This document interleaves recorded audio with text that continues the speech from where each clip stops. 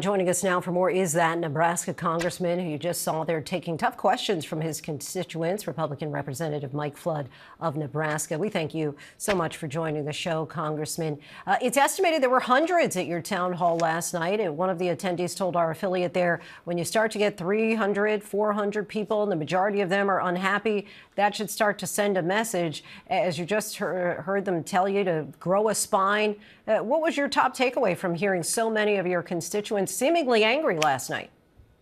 Well, it's an opportunity for me to hear what's on people's minds. I think it's important to note that Donald Trump overwhelmingly won my congressional district.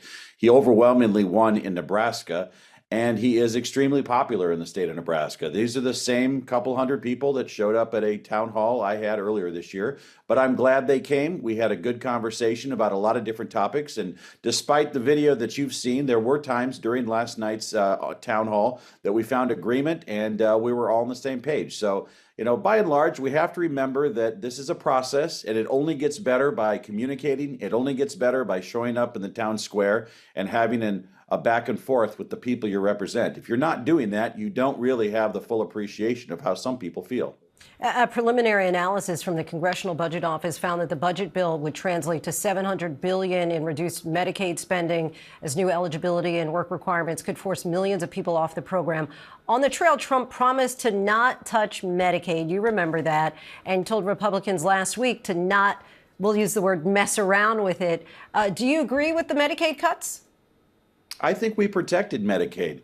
Hey, adding work requirements, making sure that Medicaid is not going to illegal immigrants, those are basic common sense opinions that I think a lot of people have, feelings that should be in the bill. In Nebraska, we have some of the lowest unemployment in the nation, so I'm not worried about the work requirements. When you've got 1% unemployment, almost everybody that can work is working. But we have to protect Medicaid for the people that truly need it, the vulnerable, the developmentally disabled, the mentally ill, the folks that aren't able-bodied, people of, more mature years. This is what Medicaid is for, and that's what we voted for. There's a provision of the budget bill that contained language that would make it harder for judges to hold parties in contempt of the court.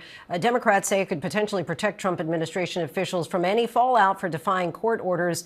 You said last night, I'm not going to hide the truth. This provision was unknown to me when I voted for the bill. Have you had a chance to read the rest of the bill? Is there anything else that might have been missed?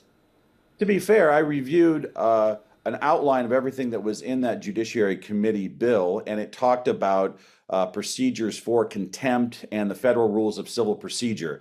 After we voted on the bill, someone I truly respect in the Bar Association here in Nebraska, and a law article I saw from a Notre Dame law professor that I respect, outlined some of the issues. And so when I was asked about it, I did say that I do feel that as a member of Congress, we have to protect the three separate and co-equal branches of government. I do feel that protecting the Constitution is important. And if this bill really does some of the things that this Notre Dame law professor suggests in his article, I think we have to have a conversation about it. But let's be clear.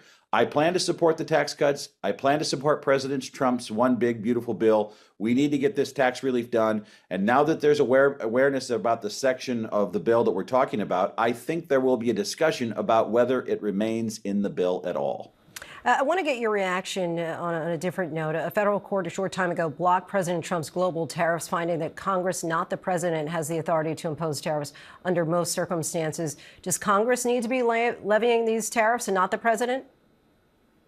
Well, it's my understanding that some time ago, Congress granted this right to the executive branch. I know that some in the Senate have asked to call it back. I think we're in a position where the American people knew this was part of what they were getting with Donald Trump. The first administration of Donald Trump, he used tariffs very successfully to help us, especially Nebraska farmers and ranchers, with trade deals with Canada, Mexico, and China. We're in this thing now. He's doing what he knows how to do. This is going to come together. Now is not the time to pull back. But that said, we have to let this process in court play out. And as Donald Trump has said time and time again, he does follow the Supreme Court orders.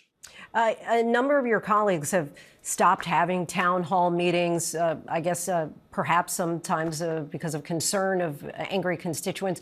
Would you encourage more of them to face the music as you did and hear directly and have those tough conversations with the people who vote you into office?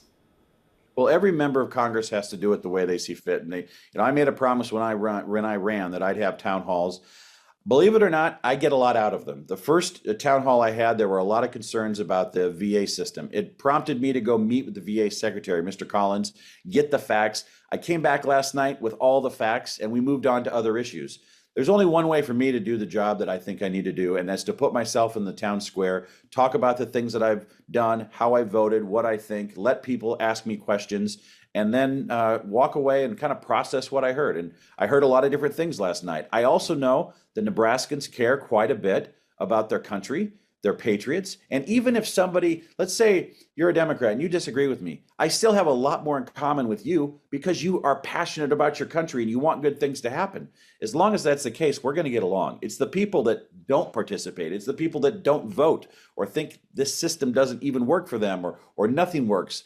The people that don't come to the town halls and yet complain, hey, I have no problem. You come, I want to listen, and I'm going to treat you with respect, and I'm going to respect you with my presence, and I'm going to do the best job I can to represent everybody, regardless if they vote for me or not. And just lastly, before you go, what do you say to those Americans who are saying, look, we are sending people to Congress to act on our behalf and to, as that person said, have a spine. And in some cases, that might mean stand up to the president of the United States, regardless of the party, and not just roll over and kowtow to their desires.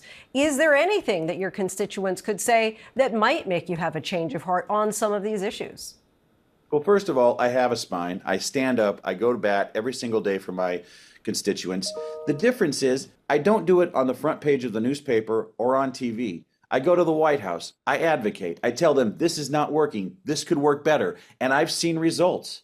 You don't need to be in the public square fighting every battle if you're really about getting things done. If I spend all day on TV, I'm here for myself. If I spend all day solving problems, whether it's in public or in a office at the White House or OMB or in the Senate, that's what I think my constituents expect. That's what I do. And I do it by standing up and having a spine. Nebraska Representative Mike Flood, we so appreciate you talking with us tonight. Thank you so much for your time. Have a good night.